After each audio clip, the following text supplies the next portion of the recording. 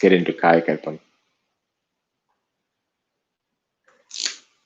Kayakalpa Yoga.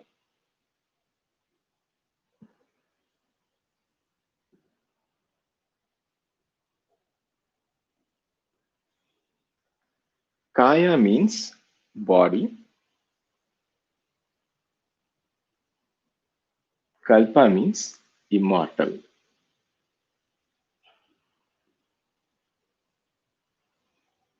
So Kayakalpa Yoga is a technique to keep the body live healthily. The three benefits, what Maharishi says, is to live disease free, to increase the lifespan, and as long as you want to live, you should be able to live and age gracefully. These are the three main benefits of Kayakalpa Yoga. There are evidences of this practice, this specific practice, for more than thousands of years, at least as old as Tirukural, to what I have learned. Okay? If Tirukural is 2000 years old, Kayakalpam is recorded 2000 years back. And even before that, in Tirumular's Tirumandiram, and even in Tamil grammar, there is references to what we are doing, set of practices in Kayakalpam. Okay? And even in Avaya's Atichudi, there is references to Kayakalpam. Okay? Kayakalpam is such a old practice. It's an ancient wisdom, I would say. Today, we will see how these ancient wise men, in Tamil we call Siddhas, how they would have actually discovered about such a practice. Let's first understand their methodology. Once we understand that methodology, then we can apply that same techniques within us, and we can discover that ourselves as well. Okay, we will be able to appreciate the greatness of this practice.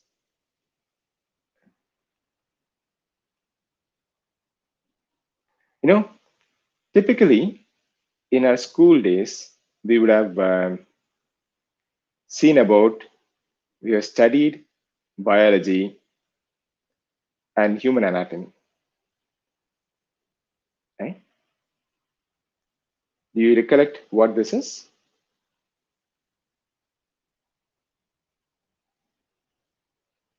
This picture.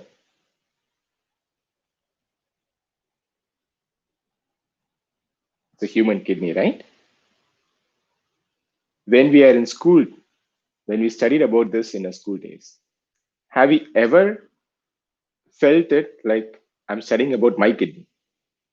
Or have you seen this more like, okay, objectively, this is a kidney, this is how a kidney is, this is how brain is, this is how heart is?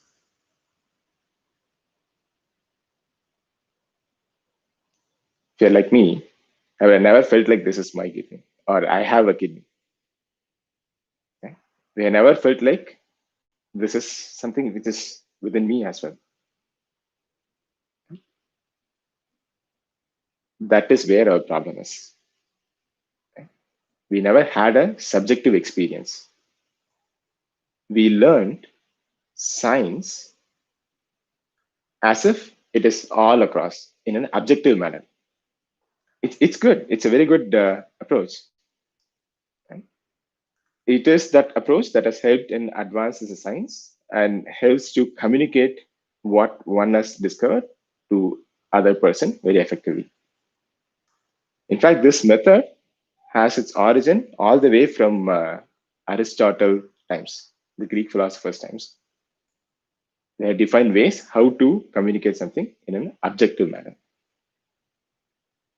Objective is stating from outside and seeing it, measuring it, and then making an inference and communicating that to another person. This is how we have been studying science. This is the epitome of Western philosophy. Even Indian philosophies, we had that way of reasoning and studying as well. But the core essence, if you talk to someone who has been to Gurukulam, anyone who is like 80 or 90 years old, if you talk to them who have been studied in a Gurukulam, what they will say is they have learned more about a subjective experience first.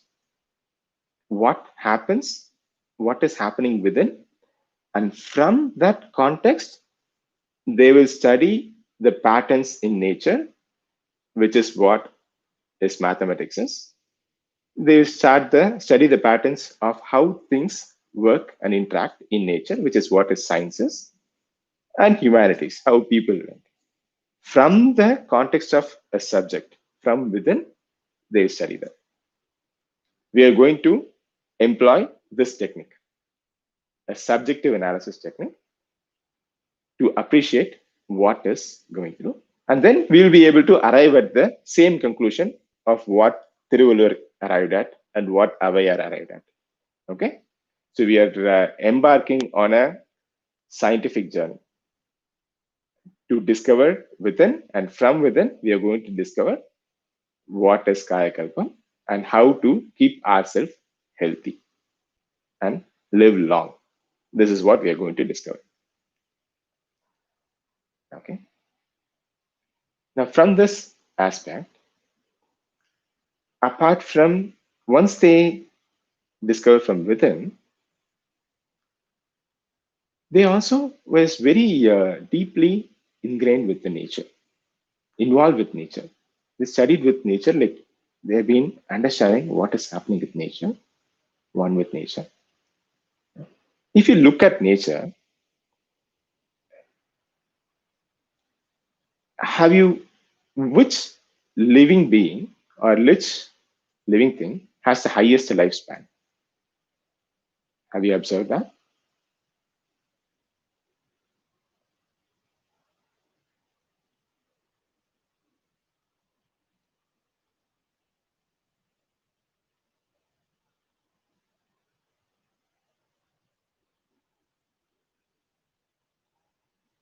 In front of our eyes, if you look at the nature, the trees generally seems to be having a very high lifespan. In fact, there are trees which lives for thousands of years.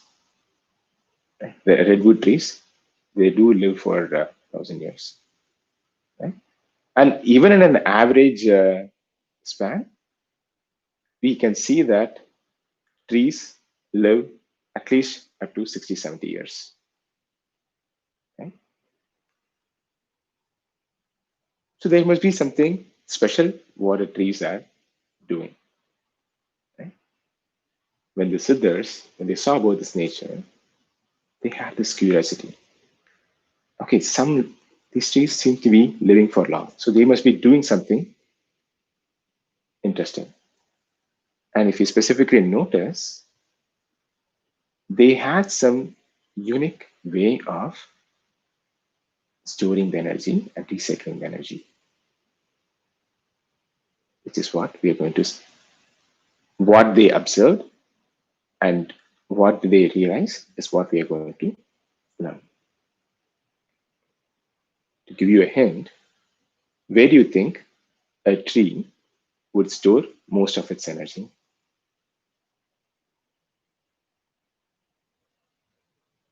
The roots, maybe because it is what the roots is from where it is observing everything, or maybe the trunk because that is the most solid part, or maybe the leaves because that is where photosynthesis is happening.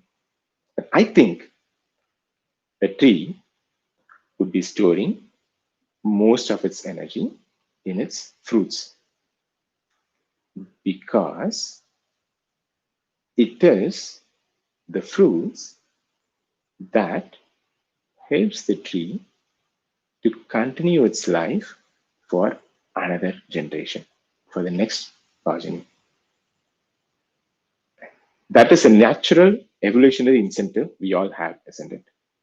to continue our life for the next generation, to prolong the being, a natural evolutionary incentive. Right?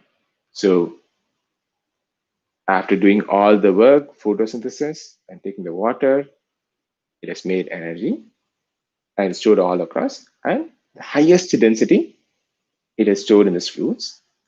If the fruits are taken by wind or by other rodents, they go and fall into another place. And after they bite, whatever, when the seeds within the fruits, when they germinate, the fruits around it, they decompose and they become a manure for the seeds to germinate and prosper. Right? It's giving the maximum probability for the seeds to prosper. If the fruits are not falling, are not becoming in another life, what will happen? They'll just fall down. And whatever is fallen down will become decomposed and become a manure for the tree. And the same nutrients are absorbed back by the tree and recycled back into the system. So the effort is not wasted. It's completely recycled and reabsorbed back into the system. So in nature, there is a way of recycling this energy completely back into the system. This is what you have observed. Is it possible to take the same technique and apply within us? That is what we are going to discover during Kayakalpa. To do that, let's step by step understand what is energy, how energy is stored, how it is observed within us, and how we spend this energy. All these processes we'll understand, and how is this getting wasted, how it is getting stored, absorbed within the body, we'll completely understand.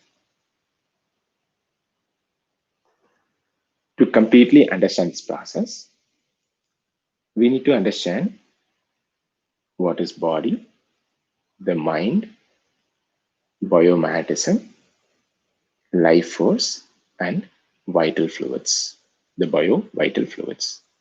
We need to clearly understand this relationship between body, mind, biomagnetism, life force, and bio-vital fluids.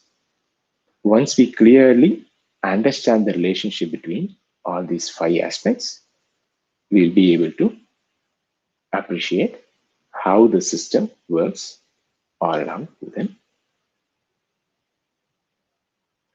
As a first step, today we'll understand body, clearly understand body. We know that the body is a composite. It's made up of billions of cells together. Even if you look into your hands or any part in your body, it's not like one uniform monolith structure. Right? There's so many small variations within the body. Right? Even to our visible eyes, we know that it is not one single uniform structure. Okay? This infinitesimal, this smallest functional unit of our body, cells, when they club together, they form this entire structure of body.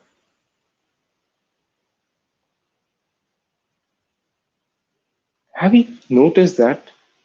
Do you see that the body is just disintegrating? No, right? There is something holding this body together, right? Bonding the body together. That bonding force, I'm going to call it as like a magnet, it's all bonded together, right? So I'm going to call it as biomagnetic force. And later you'll see why we are calling that way and how it is. Let's just say there is a force which is bonding everything together. You can think of it like a sand. If there is no binding force, like a sand or a grain of salt, they just freely flow. Boom. That doesn't happen to us, right? We are more like a clay-like structure, right? We are completely bonded together. That means there is some force which is acting within us and keeping our shape and form. I'm just calling that as a biomatic force for the time being. Later, we'll go more in detail to understand that. Now, let's understand what is the role of each cell in the body. As a complete structure itself, we want to have some input. We observe energy. From the input, we'll observe energy. And then we, after observing the energy, the excess will excrete out. There is the same function for each cell in the body. Each cell in the body takes the input. From the input, absorbs energy, stores within, and the excess, it excretes out, spends out. Okay, these are very vital inputs, vital functions of each cell, right? If you're not getting any input, then you'll not get any energy at all. You cannot function at all. And if the output is not sent out, the cell structure itself will disintegrate. Really? Disintegrate?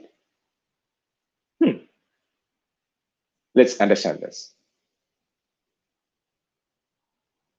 What do we typically have for a breakfast?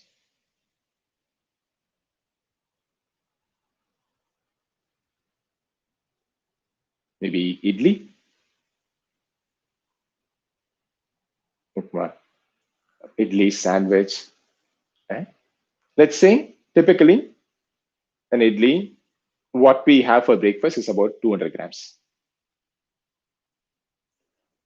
For the sake of simplicity, let's assume we are having just that idli, the same breakfast, 200 grams food for all 3 times: breakfast, lunch, and dinner, and 365 days a year.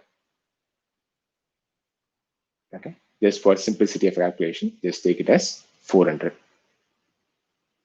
Okay, 400 times 6, 2400. Right? We should be at least 240 kilograms. Oh no, and another 4800. Each is 200 grams.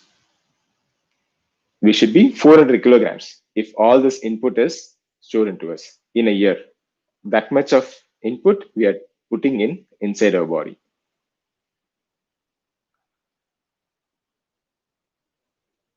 Right? Are we weighing that much? No. Right? What is happening? After observing the energy, the body excrete the excess out. The waste is being sent out. If the excess is not excreted, is not sent out of the system, if the excess is not spelled out, the body will burst from within, right? So much if you keep storing, accumulating, you cannot function. It just burst out. So there is a natural evolutionary incentive to excrete the excess out, spend the excess out after observing the essential functions, essential energy, right? So this is the core functions of a single cell. From the input, absorb energy and send the excess out. Okay. Now let's go one more step ahead. We saw the importance of sending the excess out and the natural evolutionary incentive for doing that. And then in this absorption process, what is happening and how it is getting stored. When we take the food in, the food is absorbed, the food is becoming a digestive juice, and some of it is getting stored in there. And from there, it's getting absorbed into our bloodstream. And then some of it is getting absorbed in the form of our flesh, and then muscles, and stored there. And then some is getting stored in the bones, and then more energy is being absorbed and stored in the form of bone marrow, then the brain cells, then the vital fluids such as the hormones in the body. In Ayurveda, this is what they call as tadus. In different stages, how the energy is absorbed by the different structures within the body. And then the input, what we take as food inside. This is how it is step by step it's getting stored. Okay. Hence, we understood the core essence of what is body with respect to input, output, and how the energy is absorbed in different forms in the body. And we understood the importance of sending the excess out of the system. All right. In the next session, we'll understand what is mind and how that is related with the energy. Okay. Be blessed by the divine.